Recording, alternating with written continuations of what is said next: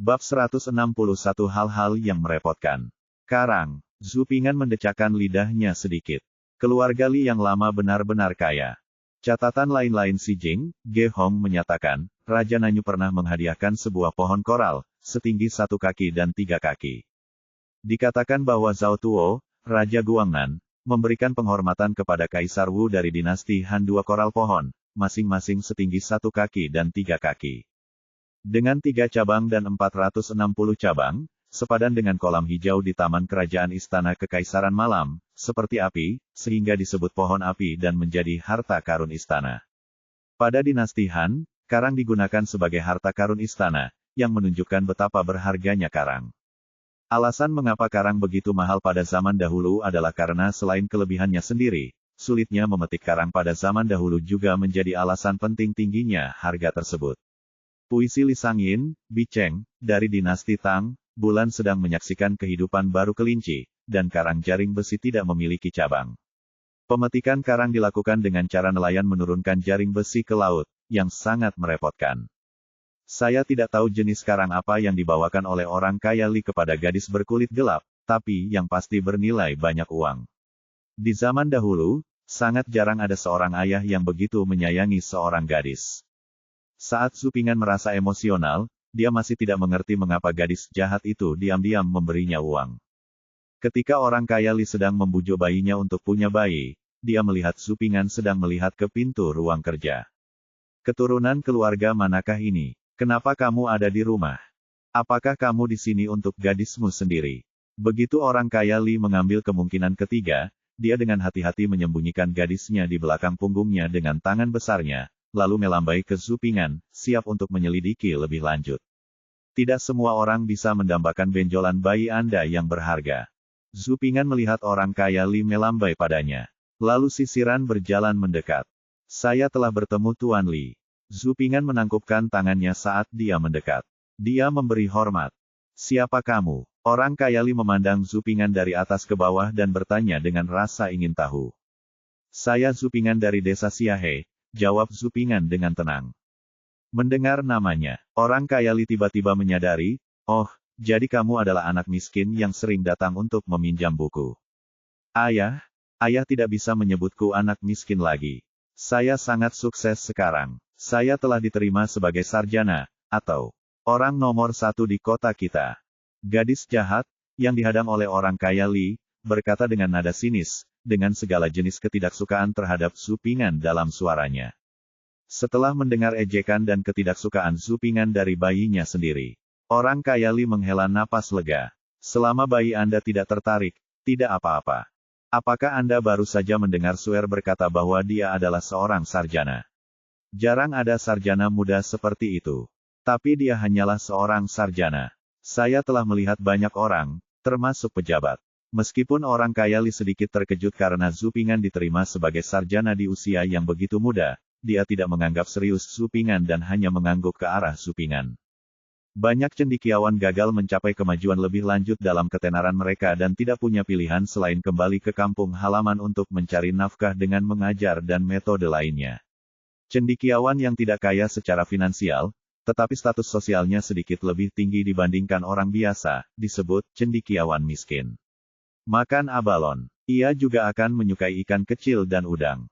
Reaksi orang kaya Li juga sesuai dengan ekspektasi Zhu Ping'an. Begini, selama beberapa tahun terakhir, berkat perhatian Tuan Li, anak laki-laki itu diizinkan meminjam buku dari ruang belajar. Baru pada saat itulah dia beruntung dalam ujian anak laki-laki tahun ini. 3 hari kemudian, orang tuaku adalah akan mengadakan perjamuan di rumah, dan saya harap Tuan Li dapat menghargainya. Kedamaian telah diserahkan. Dia menjelaskan tujuan kedatangannya. Oh, sayang sekali. Li mengalami beberapa hal sulit, dan aku khawatir aku tidak punya waktu akhir-akhir ini. Orang kaya Li mendengarkan kata-kata Zhu Ping'an. Dia menggelengkan kepalanya dan menolak. Penolakan itu sudah diduga oleh Zhu Ping'an. Hanya saja saya tidak tahu apakah yang dikatakan orang kaya Li tentang menghadapi situasi sulit itu benar atau salah. Jika itu hanya alasan untuk menolak, tidak apa-apa, tetapi jika itu benar, saya tidak tahu apakah saya bisa membantu. Oh, saya tidak tahu apa yang terjadi pada Tuan Li. Jika dia bisa menggunakan tempat yang aman, Zupingan bertanya dengan sopan. Mendengar ini, orang kaya Li melirik ke arah Zupingan lagi dan tersenyum kecil. Mungkin kamu bisa belajar, tapi hal merepotkan yang aku alami ini bukanlah sesuatu yang bisa kamu lakukan. Petik 2. Karena orang kaya Li tidak berniat memberitahunya, Zupingan berhenti bertanya lebih jauh. Jika pihak lain ingin memberitahu Anda tidak perlu bertanya, dan pihak lain akan memberitahu Anda, tetapi jika pihak lain tidak mau memberitahu Anda, meskipun bibir Anda kering saat Anda bertanya, pihak lain pesta tidak akan memberitahumu. Orang kaya Li termasuk dalam kategori yang terakhir. Nak Menglang, kamu membuat Tuan Li tertawa. Tuan Li sibuk dengan perjalanan dan mengemudi, jadi saya tidak akan mengganggumu. Zupingan membungkukkan tangannya dengan sadar dan mengucapkan selamat tinggal. Orang kaya Li tidak menghentikannya, dan bahkan meminta Zupingan untuk meminjam 2 buku lagi untuk menyelamatkannya dari bolak-balik. Setelah Zupingan berpamitan dengan orang kaya Li, dia kembali ke ruang kerja.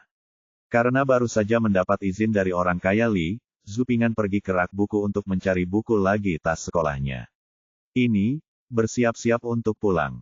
Begitu dia memasukkan buku itu ke dalam tasnya, dia melihat seorang gadis jahat masuk dengan ekspresi marah di wajahnya.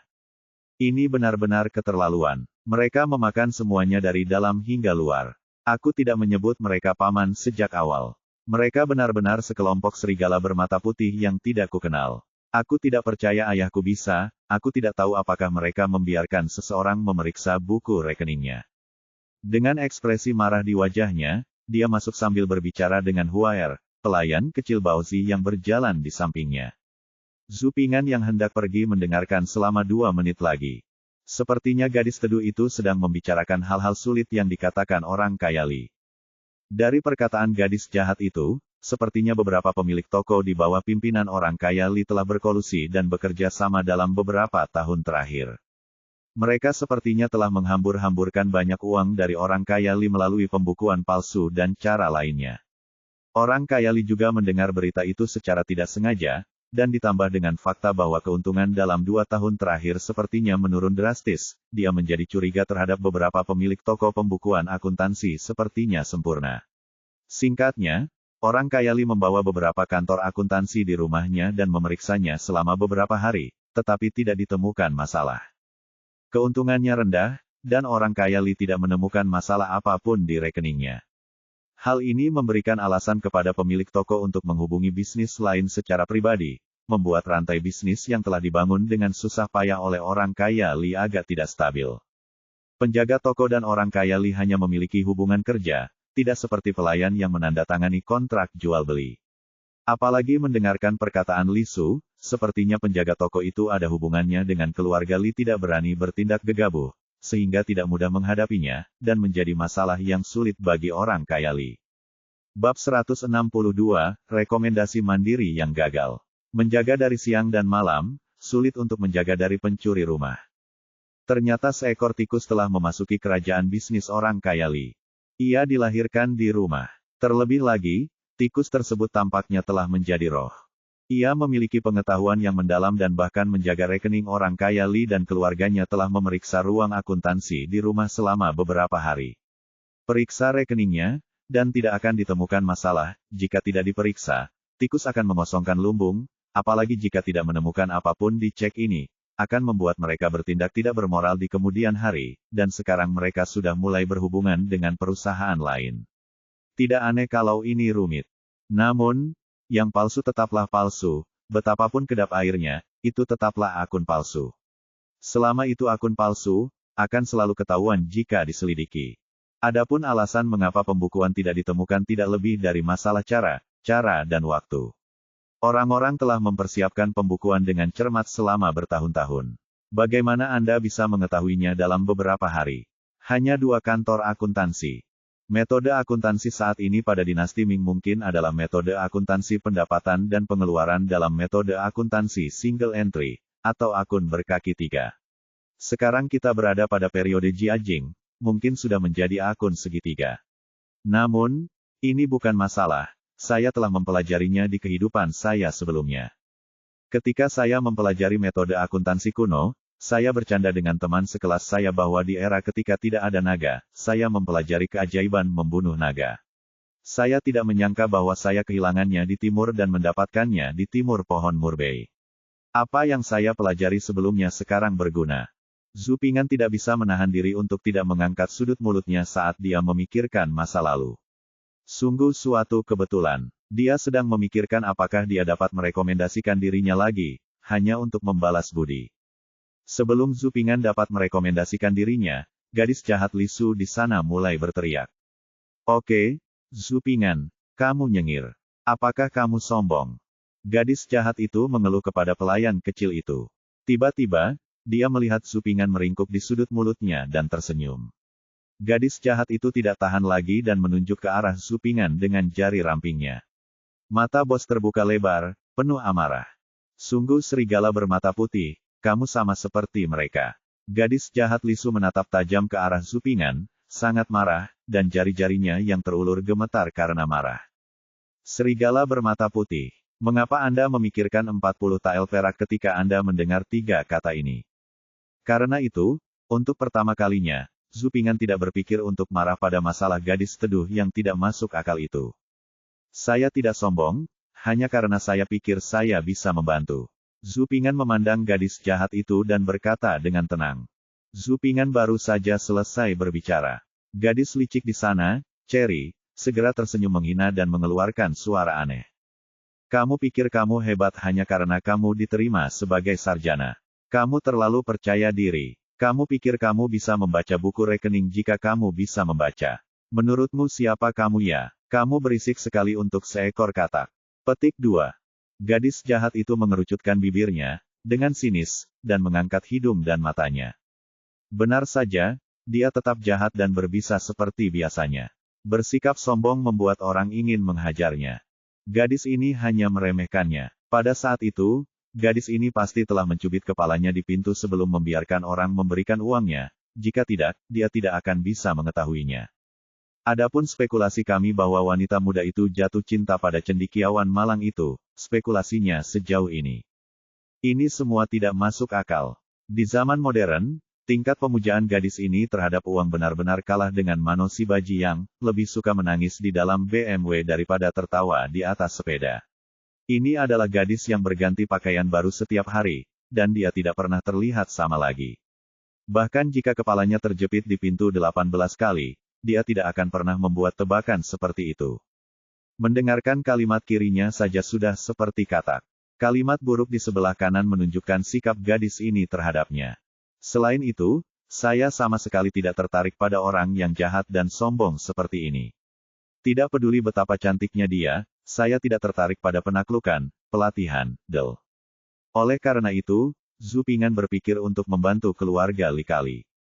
Ini, tidak peduli mengapa dia memberikan uang kepada dirinya sendiri, jika dia membantu, dia tidak perlu memikirkannya lagi. Saya juga pernah mencoba-coba pembukuan akuntansi. Mungkin, kata Zhu Ping'an enteng. Semua seni bela diri di dunia tidak bisa dihancurkan, kecuali kecepatan. Gadis jahat itu telah sepenuhnya menguasai esensinya. Zhu Ping'an disela dengan nada menghina di tengah-tengah perkataannya.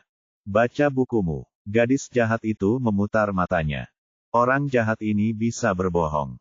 Pembantu Baozi, Huaer, juga mencibir bibirnya dan berbisik setuju dengan gadis jahat itu. Kedua gadis muda yang mengobrol dengan suara pelan, mengomentari Zhu Ping'an, mencapai telinga Zhu Ping'an melalui udara, menyebabkan pemuda yang dengan sukarela mengistirahatkan pikirannya. Ayolah, menurutku terlalu banyak.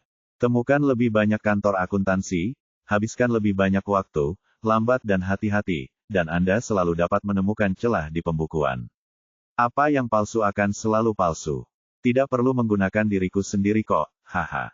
Paling buruk, aku bisa memperlakukan orang lain dengan caranya sendiri, dan aku bisa mencari seseorang untuk mengembalikan uang itu padanya dengan alasan apapun. Setelah memikirkannya, Zhu Ping'an merasa lega, memasukkan buku itu ke dalam tasnya dan bersiap untuk bangun dan pergi. Cepat, masukkan semua buku rekening ke dalam ruang kerja, hati-hati jangan sampai terjadi kesalahan. Ketika Zhu Ping'an hendak mengucapkan selamat tinggal dan pergi, Paman Wang, akuntan yang dulu bertanggung jawab atas ruang kerja, berteriak perlahan dan memerintahkan ke-6 anak laki-laki itu untuk membawanya. Dia memasuki ruang kerja dengan 3 tumpukan besar buku rekening yang diikat. Sial, kenapa ada begitu banyak buku rekening? Berapa banyak bisnis yang dilakukan orang kaya Li? Seharusnya ini hanya tentang buku rekening para pemilik toko yang bermasalah itu. Tidak heran orang kaya Li membawa kantor akuntansinya dan tidak menemukan masalah apapun. Dengan banyaknya buku rekening, jika kita menggunakan metode kuno untuk memeriksa rekening, kita harus menyewa kantor akuntansi 3 kali lebih banyak. Paman Wang, aku meminjam buku bagus. Zhu Ping'an menepuk tas sekolahnya dan berkata, "Oh, Tuan Xiaosu, saya mendengar bahwa keberhasilan Anda dalam ujian kali ini mengejutkan seluruh kota." "Ya, bagus, saya menyukai Anda. Anda dapat mengambil buku itu. Saya percaya Anda." Wang akuntan menyeka di atas kepalanya, dia memuji Zhu Ping'an dan melambaikan tangannya. Tampaknya akuntan Wang juga disiksa dengan menulis buku rekening. "Paman Wang, mohon luangkan waktumu. Saya tidak akan mengganggu urusanmu." Zhu Ping'an meletakkan tas sekolahnya di bahunya dan menangkupkan tangannya. "Kembalilah dan bekerja keras. Saya sangat optimis terhadap Anda." Ketika Paman Wang menginstruksikan anak laki-laki itu untuk membukukan buku rekening, dia masih tidak lupa memberitahu Zhu Ping'an kembali. "Saya ingin meminjamkan kata-kata baik Anda." Zhu Ping'an tersenyum naif. Ketika gadis berkulit gelap di kejauhan mendengar ini, dia mengerutkan bibirnya dengan jijik dan berkata, "1 botol tidak cukup, setengah botol sudah cukup." Gadis ini pasti sakit, jika dia tidak rendah hati, dia akan mengatakan bahwa dia merasa benar sendiri dan merasa nyaman dengan dirinya sendiri. "Ini benar-benar waktunya. Terima kasih telah mengingatkanku, nak." Zhu Ping'an tersenyum tidak setuju dan menangkupkan tangannya ke arah gadis berkulit gelap itu dari kejauhan sebelum mengucapkan selamat tinggal dan pergi. Ini persis seperti seorang penatua yang murah hati menghadapi kemarahan. Tak tahu malu, gadis berhati gelap itu tersinggung oleh reaksi tenang Zhu Ping'an.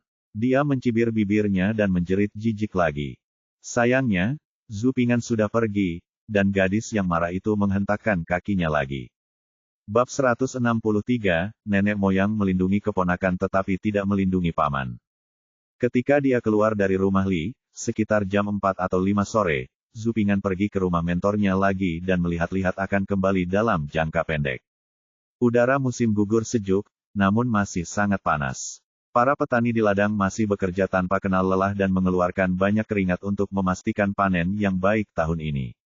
Nasi kuning yang berubah warna menjadi keemasan di bawah sinar matahari, membuat para petani tersenyum cerah. Angin sepoi-sepoi bertiup, ombak keemasan bergulung di persawahan, mengirimkan wangi beras ke hidung.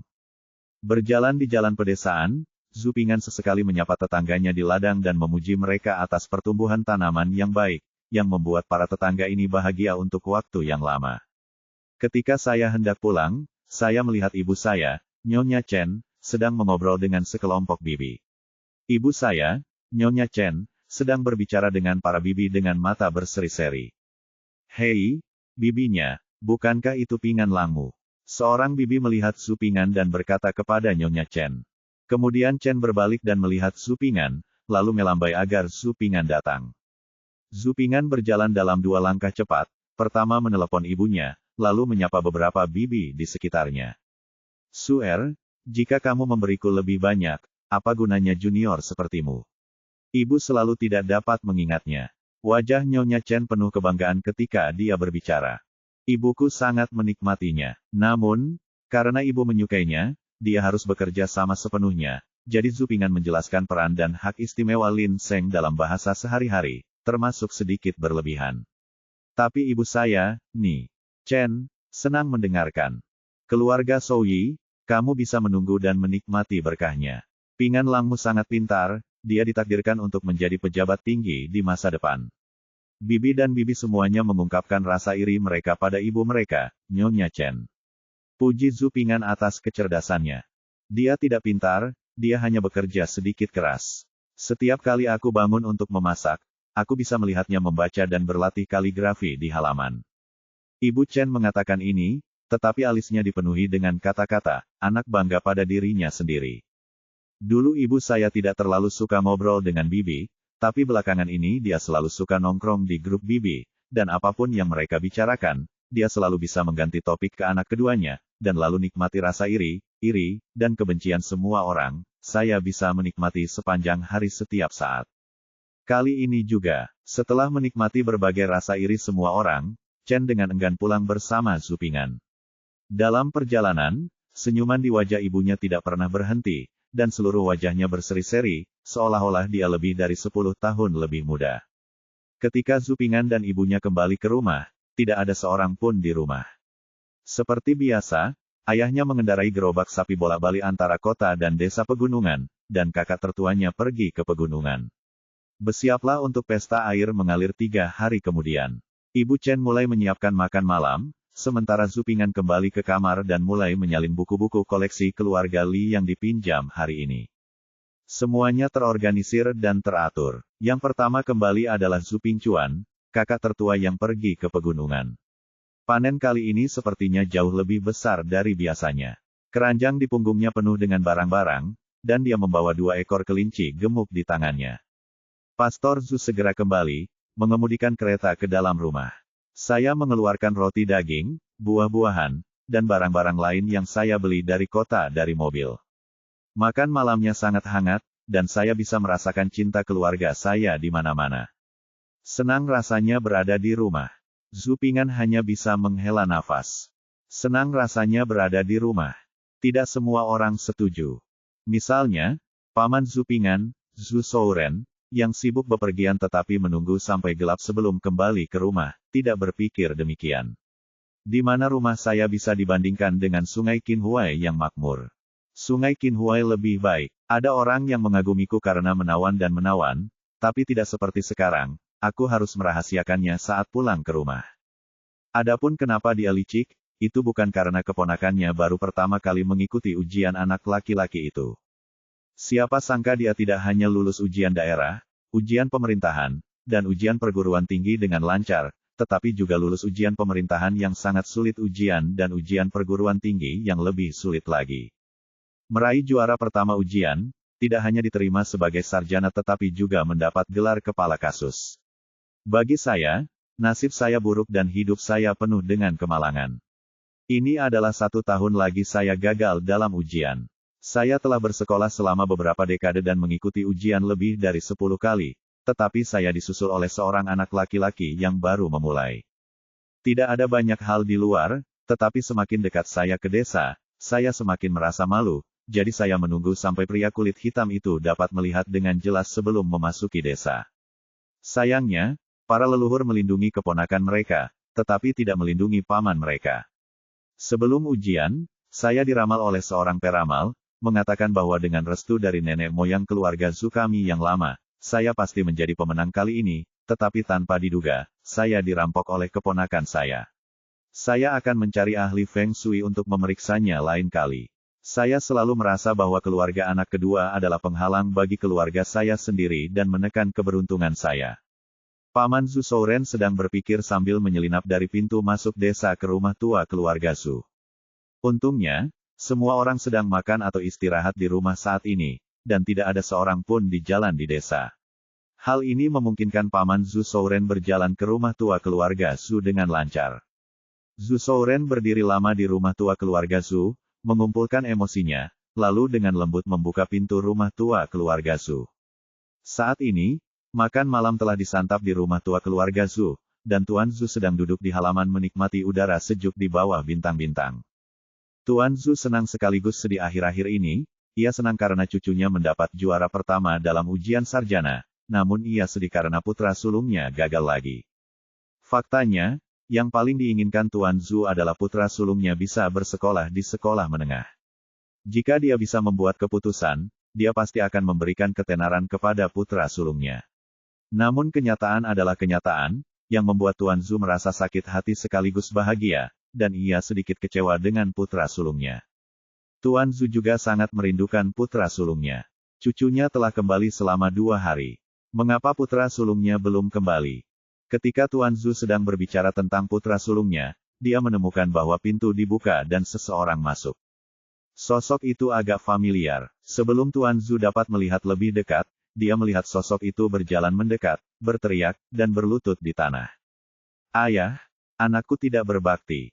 Dia gagal lagi. Wuho, anakku tidak berbakti. Anakku meninggalkan rumah pada awal Februari untuk mempersiapkan ujian. Dia bangun di pagi hari untuk membaca dan belajar di malam hari. Dia tidak pernah berhenti, ujian daerah dan ujian pemerintah tidak mengharuskan anak saya. Dia mengikuti ujian, tetapi dia tidak pernah berhenti belajar. Selama periode ini, dia memberi banyak instruksi kepada Sier untuk membantunya lulus ujian daerah dan pemerintah dengan lancar.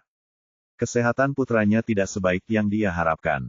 Dia jatuh sakit selama pemeriksaan di rumah sakit, dan putranya khawatir kesehatannya tidak sesuai harapan dan dia tidak akan bisa menghormati leluhurnya, jadi dia mengajari Hu-er hati-hati. Hu-er tidak mengecewakan putranya, hanya saja putranya kurang beruntung. Dia masih sakit parah selama ujian, dan prestasinya gagal, sambil memeluk pangkuan kakeknya sambil menangis sedih. Ternyata Zier bisa lulus ujian karena ajaran putra sulungnya. Sedikit kekecewaan yang baru saja dirasakan kakekku terhadap pamannya lenyap setelah mendengar kata-kata tulusnya. Babi itu sudah kembali selama 2 hari, mengapa kamu datang ke sini? Kakek masih memiliki pertanyaan di benaknya. Demi menghemat uang, anak saya berjalan kaki selama beberapa hari, bepergian siang dan malam. Sang paman memeluk paha kakeknya dan mengucapkannya dengan sangat tulus sambil berlinang air mata dan pilek. Tidak seperti bepergian siang dan malam, sudah berapa lama gelap sejak anak sulung masuk. Sekadar menghemat uang dan mengurangi beban keluarga, sang kakek langsung mempercayai perkataan anak sulungnya yang kembali di malam hari, dia hampir menangis. Bab 164 Audit. Di pagi hari, matahari terbit perlahan muncul dari sisi lain ladang, dan cahaya kemasan bersinar melalui celah hijau. Desa Siahe baru saja bangun dari kabut pagi, dan rumah Zupingan sudah ramai. Hari ini adalah waktu bagi keluarga Zuping untuk mengadakan jamuan makan yang mengalir. Kakek, nenek, paman ketiga, dan keluarga paman keempat semuanya datang untuk membantu. Bibi tertua dan Zuping Jun juga datang, tetapi paman yang baru pulang kemarin lusa datang tidak datang. Saya mendengar bahwa kakek saya mengatakan dia sedang belajar di rumah. Paman saya tidak datang, tapi ibu saya, Nyonya Chen, menghela nafas lega. Akan lebih baik jika dia tidak datang, tapi dia masih kesal ketika dia datang. Mendirikan jamuan makan di pedesaan tidaklah sesederhana itu. Meski penduduk desa hanya datang ke meja pada siang hari, namun persiapannya perlu dilakukan sehari sebelumnya, mulai dari bahan, tempat, meja, kursi, bangku, mangkok, sendok, sumpit, del. Semua perlu dipersiapkan sehari sebelumnya. Ketika ayah saya kembali dari kota kemarin, dia membeli banyak sayuran dan buah-buahan. Sore harinya, dia meminta tukang daging di desa untuk menyiapkan seekor babi gemuk besar yang dia pelihara dan menjualnya ke tukang daging dengan harga setengah kipas daging babi. Sisa daging babi akan disimpan untuk besok. Mereka mengadakan jamuan makan dan membagikan sejumlah daging ke tetangga-tetangga dan rumah kakek saya. Selain itu, kakak tertua Zupingcuan memetik banyak jamur seperti jamur dan jamur dari pegunungan, dan juga menangkap banyak ikan besar yang gemuk, cukup untuk ditaruh satu di setiap meja. Satu hidangan daging lagi ditambahkan ke setiap meja. Pagi-pagi sekali, kakek saya berkemas dan memimpin orang-orang dari rumah tua untuk membantu, memetik sayuran, mencuci piring, del, dan dia sibuk sepanjang pagi. Meskipun sang ibu, Nyonya Chen, tidak mengatakan apa-apa, sorot matanya saat melihat kakek dan neneknya sangat hangat. Sekitar pukul 9, seorang wanita yang akrab dengan ibunya, Chen, datang dari rumah dengan membawa hadiah. Setelah berbasa-basi, para wanita tersebut memetik dan mencuci sayuran sambil mengobrol. Ini adalah perasaan yang menyenangkan. Zupingan pergi ke desa dan Shanghai lagi pagi-pagi sekali, tetapi mentornya masih belum kembali. Saat kembali ke rumah itu sudah sangat ramai, dan Koki Yamamura milik Murakami, yang bertanggung jawab atas bisnis tersebut, telah tiba bersama muridnya. Menenun pot dan mengolah bahan terlebih dahulu merupakan waktu yang sibuk. Menjelang tengah hari, penduduk desa datang ke rumah Zu untuk duduk satu demi satu, dan sebagian besar desa kosong.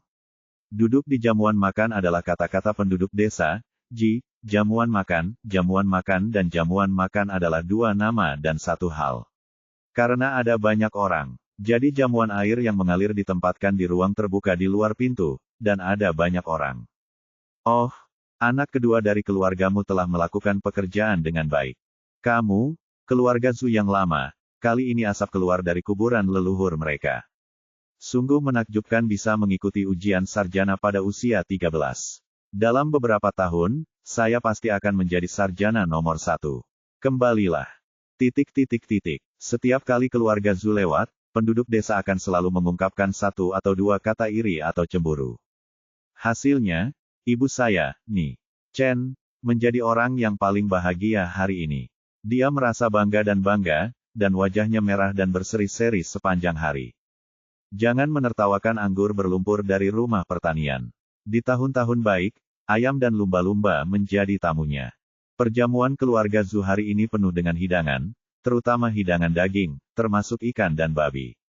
Kelinci dan daging kambing yang dihidangkan di atas meja dengan berbagai cara, membuat warga desa yang sudah lama enggan makan daging pun meneteskan air liur. Penduduk desa juga memuji perjamuan air yang mengalir, yang membuat Ibu Chen semakin bersinar. Kakek pun merasa pesta yang mengalir ini sangat terhormat. Dia duduk bersama Li Zeng dan tetua desa, tidak hanya itu. Li Zeng dan para tetua desa juga sangat memuji Tuan Zhu, yang sangat menyegarkan hingga kakeknya hampir mabuk. Perjamuan yang mengalir berlangsung hingga pukul 3 atau 4 sore, dan semua orang sangat senang. Zhu Ping'an, kakek dan ayahnya berdiri di luar pintu dan mengucapkan selamat tinggal kepada penduduk desa satu persatu.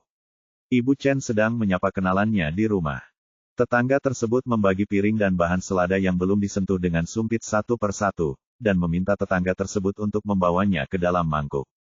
Baru setelah matahari terbenam, keluarga Zhu Ping'an memulihkan halaman ke keadaan di mana tidak ada jamuan air mengalir. Sore harinya, Zhu Ping'an mengeluarkan buku yang terakhir kali dipinjamnya dari keluarga Li dan dengan rapi menyalin bagian terakhir yang belum selesai. Keesokan harinya, setelah sarapan, Zhu Ping'an berjalan ke desa Sanghe dengan tas sekolah tersampir di tubuhnya, berencana mengembalikan buku-buku tersebut ke rumah Li dan kemudian meminjam kembali 2 buku lagi. Kali ini, begitu dia mengetuk pintu, petugas Paman Li membukakan pintu. Mungkin karena orang kaya Li kembali, petugas Paman Li mulai melakukan tugasnya lagi. Tuan Xiao Zhu di sini untuk meminjam buku lagi, ayo. Zhu Ping'an hanya bisa tersenyum pahit setelah mendengar nama petugas yang tidak jelas, Paman Li, dan berjalan melewati pintu. Penelitian ini berbeda dari masa lalu. Ketika Zhu Ping'an memasuki ruang belajar, sudah ada banyak orang di ruang belajar, bukan gadis licik dan yang lainnya, tetapi lebih dari 10 akuntan yang tampak pintar. Mereka duduk di 3 meja, dan ada 4 atau 5 orang di setiap meja, ada yang membaca sempoa, ada yang membaca buku rekening, dan ada yang menyimpan catatan suara sempoa. Orang kaya Li merasa gelisah, pergi ke meja untuk melihatnya dari waktu ke waktu. Ketika Zhu Ping'an masuk, dia terlalu malu untuk mengganggu mereka. Dia membungkuk kepada orang kaya Li dari kejauhan, mengeluarkan buku dari tas sekolahnya, dan menunjukkan bahwa dia ada di sini untuk mengembalikan buku itu. Orang kaya Li sangat cemas sehingga dia hanya melambaikan tangannya dengan santai, memberi isyarat kepada Zhu Ping'an untuk membantu dirinya sendiri. Jadi, Zhu Ping'an dengan lembut berjalan mengelilingi ruang akuntansi tempat perhitungan dilakukan, pergi ke deretan rak buku, dan meletakkan kembali buku-buku itu ke tempatnya. Kemudian, dia berdiri di depan rak buku, mencari buku yang dipinjamnya kali ini. 4 buku dan 5 buku klasik telah dibaca secara menyeluruh, jadi saya berencana meminjam buku lain-lain untuk dibaca kali ini. Zhu Ping'an tanpa tujuan berada di belakang rak buku, membolak-balik setiap buku satu persatu.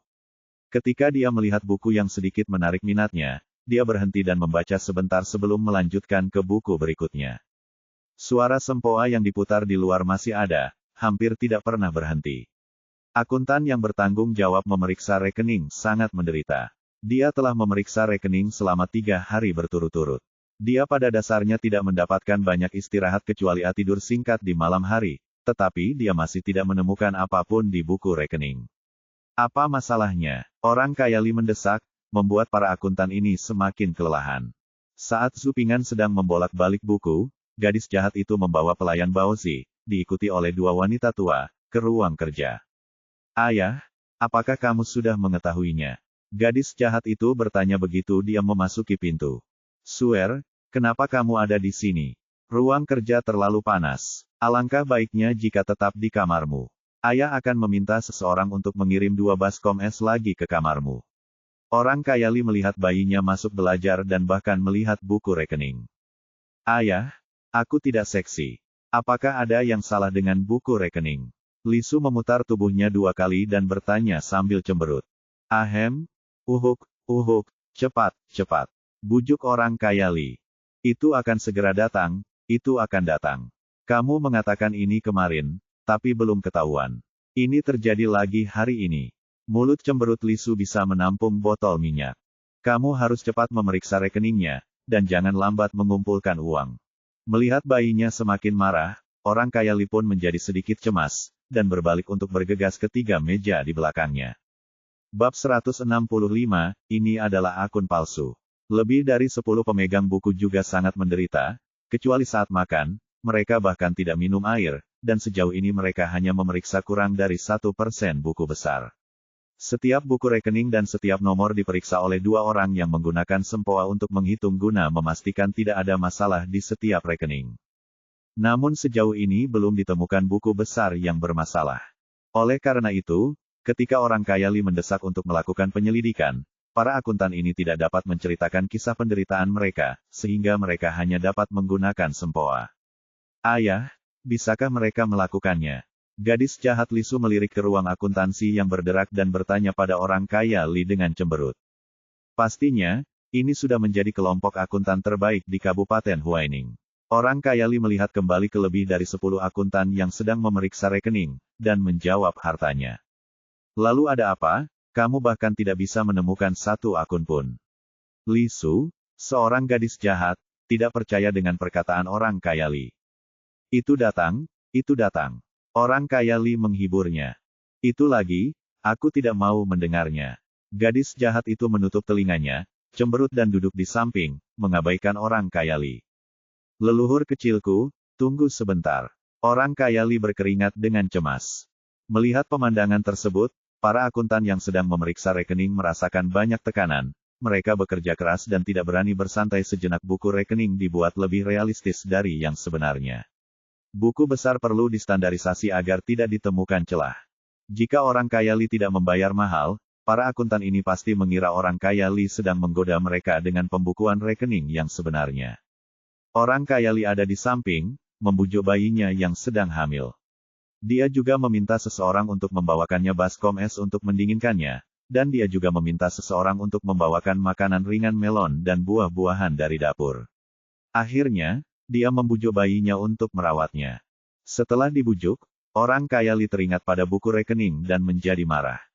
Dia buru-buru berjalan ke ruang akuntansi dan bertanya bagaimana perkembangannya. Tuan Li, mohon tunggu sebentar.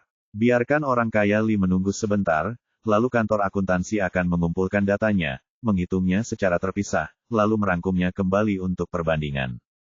Setelah sekitar 10 menit, masing-masing akuntan dengan senyum masam di wajah mereka memilih seorang akuntan dengan pelipis abu-abu untuk menjadi perwakilan. Laporkan kepada Tuan Li. Setelah pencatatan yang cermat oleh Xiao Lauer dan yang lainnya, sejauh ini total rekening 1 tahun telah dihitung. Entry dalam buku rekening jelas dan neraca pembayaran seimbang. Pembayaran dan penerimaan adalah datang dan pergi, dan belum ada penemuan akun bermasalah. Akuntan dengan rambut beruban di pelipisnya berdiri dan merangkum hasil audit saat ini kepada orang kaya Li. Suaranya agak tidak berdaya saat melaporkan. Tidak menemukannya. Orang kaya Li tidak mempercayainya, dan mengulurkan 2 jarinya, merasa sedikit bersemangat. Bisnis yang Anda periksa tahun ini jauh lebih baik dibandingkan tahun-tahun sebelumnya, tetapi keuntungannya sekitar 20% lebih sedikit dibandingkan tahun-tahun sebelumnya. Tetapi dilihat dari pembukuan, kami menemukan bahwa pembukuan tahun ini memang belum ditemukan sebuah masalah. Akuntan berambut abu-abu. Dia tersenyum pahit. Periksa, kembali dan periksa lagi. Saya yakin tidak ada yang salah dengan buku rekening itu. Orang kaya Li melambaikan tangannya yang gemuk dan mendesak petugas akuntansi untuk kembali dan memeriksa lagi. Para kasir tampak tidak berdaya dan harus memulai dari awal lagi. Jenius memeriksa buku rekening selama setahun. Kapan ini akan berakhir? Saya tidak tahu apakah sudah terlambat untuk mengembalikan hadiah kepada orang kaya Li. Suara sempoa di ruang kerja terdengar lagi. Para akuntan melaporkan angka-angka tersebut. Tekan sempoa, periksa, periksa. Sentimen keluarga itu panas pahit panas besar Chow Kiu, dan dalam, dan dikhususkan untuk tujuan akuntansi. Para akuntan secara bertahap mencapai keadaan di mana mereka tidak memiliki apapun di luar diri mereka dan sepenuhnya tenggelam dalam lautan angka. Tidak ada yang memperhatikan bahwa seorang pemuda berjalan keluar dari balik rak buku, dan tidak ada yang memperhatikan bahwa pemuda itu secara acak mengeluarkan sebuah buku dari tumpukan besar. Buku rekening. Di tengah suara sempoa yang berderak, pemuda itu dengan santai membuka buku rekening di tangannya. Kemudian terdengar kalimat sumbang dengan bunyi sempoa di dalam ruangan. Petik 2. Ini adalah akun palsu, nada yang sangat pasti, kesimpulan yang tidak perlu dipertanyakan lagi. Kalimat ini begitu jelas terdengar di ruang belajar yang bising, seperti guntur yang tiba-tiba meledak, sehingga suara penunjuk kompas di ruang kerja menjadi hening. Ini akun palsu. Kalimat ini membuat nafas semua orang sesak. Siapa itu? Petugas akuntansilah yang menemukan celah dalam buku rekening. Tanpa tindakan pencegahan atau kekhawatiran apapun, Anda muncul begitu saja di dunia saya, membuat saya tidak bisa mengendalikan diri. Saya akhirnya menemukan celahnya, dan karir akuntansi yang panjang akhirnya terungkap. Yang memutar sempoa berhenti menelepon, yang melaporkan angka berhenti menghitung, dan yang mencatat berhenti merekam. Lalu, semua orang mau tidak mau ingin memarahiku. Apa yang muncul di hadapan semua orang adalah seorang anak laki-laki berusia 14 tahun, mengenakan jubah biru, membawa tas kain aneh di sekujur tubuhnya, dan memegang buku besar. Bukan itu intinya adalah, anak laki-laki ini memberi orang tersebut terlihat seperti orang yang naif. Saya tidak tahu apakah saya bodoh. Saya bukan kasir, saya hanya pembuat onar, tidak, saya anak penipu. Sayangnya, semua akuntan melontarkan berbagai onomatopoeia negatif dengan emosi yang buruk.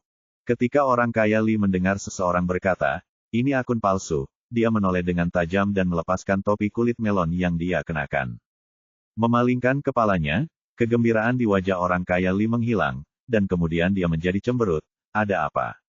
Kamu boleh meminjam buku, jadi lupakan saja jika kamu tidak membalas kebaikannya. Masalah apa yang kamu buat? Namun sebelum orang kaya Lee bersuara, seseorang telah berbicara. Ah, kata Supingan, apa yang menyebabkan masalah? Kamu adalah seorang sarjana yang malang dan kamu kehabisan nafas. Apakah kamu benar-benar berpikir bahwa kamu dapat membaca buku rekening jika kamu dapat membaca? Akuntan profesional telah memeriksanya berhari-hari dan tidak ada yang ditemukan. Kamu hanya melihat sekilas untuk melihat bahwa akun itu palsu. Kamu tidak takut lidah Feng Da berkedip. Petik 2. Gadis jahat itu menuduh dan menyindir Supingan. Singkatnya, dia menuduh dan menyindir Supingan, sangat menghina. Pembantu Bao, Huair memandang Supingan, mengeluh dan pada saat yang sama sedikit khawatir, kamu benar-benar orang jahat, mengapa kamu begitu kacau? Kamu telah membuat marah tuannya, bagaimana kamu bisa meminjam buku? Anak muda zaman sekarang memang tidak tahu seberapa tinggi langit, dan ini akun palsu. Memang benar kamu melek huruf, tapi melek bukan berarti bisa memahami kode-kode bisnis yang ada di buku rekening, kata-kata yang Anda kenali. Salah satu akuntan melirik Supingan dan tidak bisa menahan diri untuk tidak berkata dengan sinis. Kemudian, salah satu akuntan tertawa, apakah karena pemuda ini tidak mengenali kode bisnis di buku rekening sehingga dia mengatakan bahwa buku rekening itu akun palsu? Hahaha, tapi saya tertawa terbahak-bahak. Akuntan mengatakan ini, akuntan lain merasa itu masuk akal, dan ada ledakan tawa di ruang kerja. Kodok, apa yang bisa kau lakukan? Memalukan sekali. Gadis jahat Lisu menatap tajam ke arah Supingan. Bersambung.